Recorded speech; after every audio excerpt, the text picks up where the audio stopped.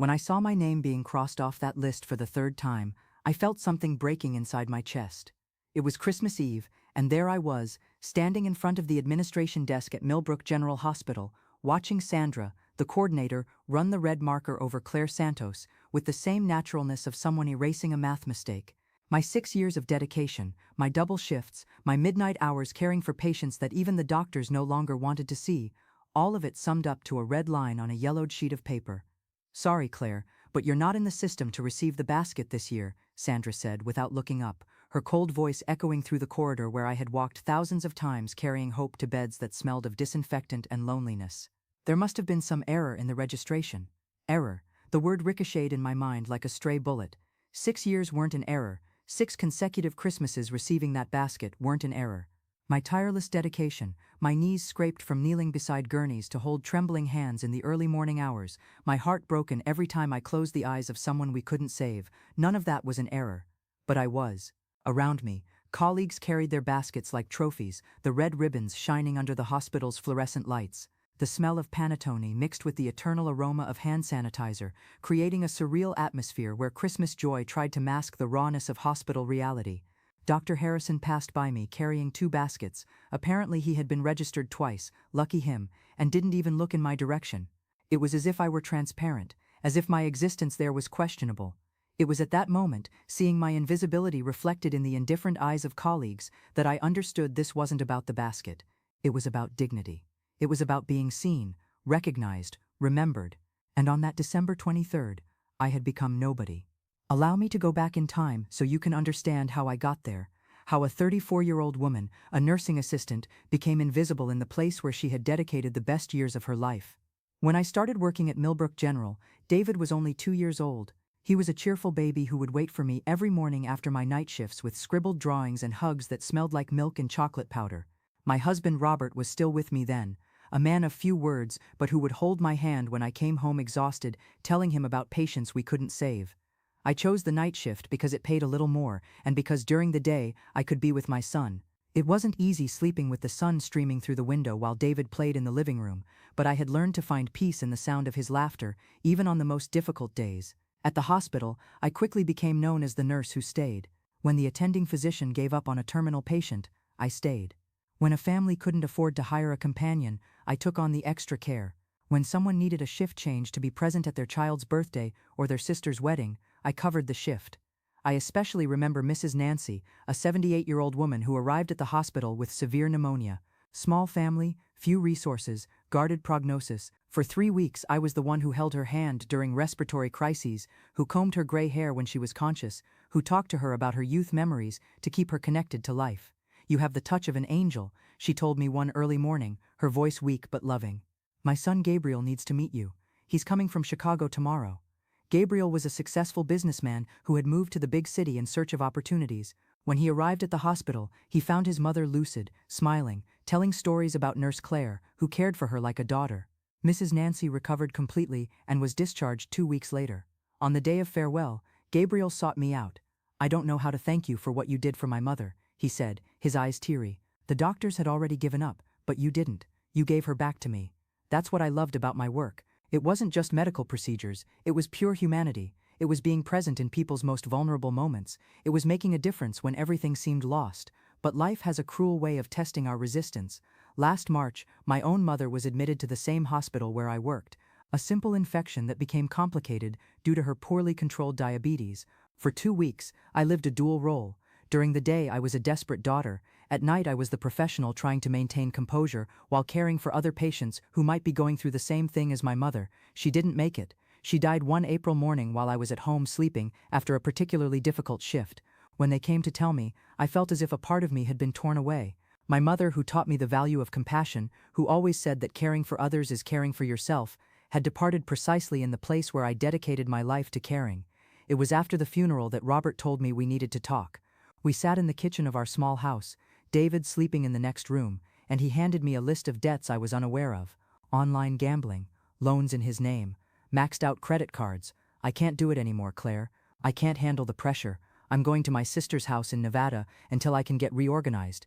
He left the following week, taking only 2 suitcases and leaving behind an 8-year-old son who asked every day when Daddy would come home. The debts remained, not legally mine, but morally impossible to ignore, as some creditors began calling the house, frightening David. That's how I found myself alone, widowed from a failed marriage, orphaned from a mother who had always been my foundation, a single mother trying to protect a boy who didn't understand why our life had turned upside down overnight. At the hospital, I maintained my routine. I arrived punctually at 7 p.m. for the night shift, cared for each patient with the same dedication as always, smiled when necessary, and cried in the bathroom when I couldn't hold it in anymore. My colleagues knew about my situation. Small towns don't keep secrets, but life went on. Shifts needed to be covered, and there was no time for prolonged pity. During these difficult months, it was work that kept me whole. Each patient who recovered, each family who thanked me, each dawn when I managed to make a difference in someone's life, all of this reminded me that, even shattered, I still had purpose. Christmas Eve arrived with that typical hospital agitation during the holidays, staff anxious to finish their shifts and reunite with families, discreet decorations trying to humanize a naturally cold environment, and the traditional distribution of Christmas baskets from the Hope Foundation. It was a beautiful tradition. Every year the foundation, maintained by local business people, prepared generous baskets for all hospital employees. Position didn't matter. From the director to the cleaning staff, everyone received the same recognition. It was a symbolic but powerful gesture. It said that each of us mattered, that our work was valued, that we were a family. When the list was posted on the administration bulletin board in the morning, I walked over there with the usual expectation. My name had been there for the previous 5 years, and there was no reason to doubt it would be there again. But when I went through the list once, twice, 3 times, reality hit me like a punch to the stomach. Claire Santos didn't exist. It must be an error, I thought initially. I looked for Sandra in administration, a middle-aged woman who had always been cordial with me. I explained the situation with the calm I could muster, hoping she would check the system and correct the mistake immediately. "Let me verify," she said, typing something on the computer. After a few minutes of embarrassing silence, she looked at me with an expression that mixed irritation and haste. "Indeed, you're not in the system this year. Registration is automatic, based on payroll. If you're not here, it's because something changed in your situation." "But nothing changed," I insisted. "I've worked here for 6 years, I always received the basket. There must be some error." "Look, Claire, I don't have time to investigate each individual case. The system is automatic. If you're not registered, you're not registered. I can't do anything." It was at that moment that I realized this wasn't about a system error. There was something more. Maybe it was the fact that I had missed some days during my mother's funeral. Maybe it was because sometimes I arrived late in the most difficult months, when I needed to leave David at a neighbor's house, and she wasn't always ready on time. Maybe it was simply because, in a small town, being abandoned by your husband marks you with a kind of social defeat that contaminates even your professional competence. Or maybe it was because I had become too comfortable. The nurse who always said yes, who never complained, who accepted any schedule without questioning. Maybe my dedication had been interpreted as desperation, not professionalism. I walked through the corridors that afternoon, watching colleagues carrying their baskets. Dr. Ethan, who missed at least twice a week and attended to patients with a harshness that bothered me, was carrying 2 baskets. Apparently he had been registered twice. Nurse Martha, who used to spend her shifts browsing social media while I covered her responsibilities, displayed her basket like a well-deserved prize. I saw Joan from cleaning, a hard-working woman who supported 4 children, smiling as she held her basket. I was genuinely happy for her. Joan deserved every item in that basket. But the comparison was inevitable. If even the automated system recognized Joan's value, why couldn't it see mine? That night, I worked my shift with a strange feeling of displacement. Every procedure I performed, every word of comfort I offered to a patient, every time I held someone's hand during a pain crisis, everything seemed empty of meaning. If my own institution didn't recognize me, what real value did my work have? During the early morning, I received a message in the hospital staff WhatsApp group. It was a photo of Sandra's table, at her home, with an abundant dinner where the Christmas basket items stood out: panettone, wine, imported fruits, nuts. The caption said, "Gratitude for another year of teamwork." That's when I decided to leave the group. Silently, without drama, just a click that symbolized my departure from a community I apparently had never truly belonged to. The rest of the shift passed in a haze of mechanical movements. I cared for each patient with the same technical competence as always, but something had disconnected in me. It was as if a part of my professional soul had gone on strike. When I finished my shift on the morning of December 24th, I walked to the parking lot under a cloudy sky typical of summer in Millbrook. The air was heavy, foretelling rain, and I felt equally heavy. At home, David would be waiting anxiously to know what surprises Christmas would bring. How to explain to an 8-year-old child that this year would be different, that the basket that always helped supplement our dinner wouldn't come. Throughout the entire way home, one question hammered in my mind: when did I become dispensable? When did my dedication lose value? When did my presence become so natural that no one noticed it anymore? That's when I saw the package. It was there, discreetly leaning against the door of my apartment on the second floor of the small building where I lived with David. A simple package, without delivery labels, without sender identification. For a moment, I thought it was a mistake, maybe something meant for the neighbor next door. But my name was there, written by hand in careful handwriting. For Claire Santos. With slightly trembling hands, more from shift fatigue than expectation, I opened the door and took the package inside. David was still sleeping. The apartment was quiet, lit only by the soft light filtering through the cheap curtains I had sewn the previous month. I sat on the worn but clean living room sofa and opened the package carefully. Inside was a simple basket, but thoughtfully put together. It didn't have the grandeur of the official Hope Foundation baskets, but there was something more valuable there: intentionality, fresh bread, not industrial, but those from a home bakery that smelled of natural yeast and welcoming mornings. Seasonal fruits, ripe mangoes, small bananas, red apples that shone like little suns. A small bottle of whole grape juice, the kind David loved, a jar of artisanal strawberry jam, and in the center of everything, a scented candle with cinnamon and vanilla aroma. But it was the envelope that made me understand. I opened it with fingers that now trembled with emotion, and read the words that would change not only my Christmas, but my perspective on my own worth. Claire, I don't know if you remember me. I know it may seem strange that I have your address. I consulted a friend who works in the hospital HR, explained my situation, and she helped me. I need you to know something that my mother told me before she died last month. Yes, she passed away, but she left in peace, at home, surrounded by love, and one of the last things she told me was about you. That nurse Claire, she said, taught me that compassion isn't a profession, it's a calling. When everyone had given up on me, she kept fighting. Not out of duty, but out of love. She has a gift that can't be learned in college, the gift of seeing people's souls. My mother told me that you stayed beyond your hours, that you talked to her about simple things like cake recipes and childhood stories, that you combed her hair when she felt less dignified. She said you treated her as if she were your own mother, with genuine respect and affection. Yesterday I learned by chance, small towns don't keep secrets, that you didn't receive your Christmas basket from the hospital. I don't know the reasons, and frankly, they don't matter. What matters is that someone like you doesn't go unnoticed, especially at a time that should celebrate that people like you exist. This basket is small compared to what you deserve, but it carries something that no official basket can carry: true recognition. You make a difference, Claire. You matter. Your work has invaluable worth, even when flawed systems fail to recognize it. My mother taught me that true gratitude has no expiration date. I'm writing to you because I need you to know. You saved much more than my mother's life during those weeks. You saved my ability to believe in human goodness. Have a blessed Christmas. You deserve all the joy in this world. With admiration and eternal gratitude, Gabriel Mitchell. I couldn't contain the tears. They weren't tears of sadness. They were tears of relief, of recognition, of a validation I didn't know I needed so much until I received it. Mrs. Nancy had died. The information hit me with a dull pain, but also with a strange sense of completeness. She had departed in peace, at home, surrounded by love, and even in death she still cared for me, still sent me a message through her son. Sitting there on my sofa, holding that letter as if it were the most important document in my life, I understood something fundamental. True value doesn't need institutional validation. The recognition that really matters doesn't come from automatic systems or official baskets. It comes from the real impact we cause in people's lives. For 6 years, I had conditioned my professional self-esteem on external recognition. The Christmas basket had become a symbol of acceptance, of belonging, of value. When it was denied to me, I felt as if my contribution had been erased.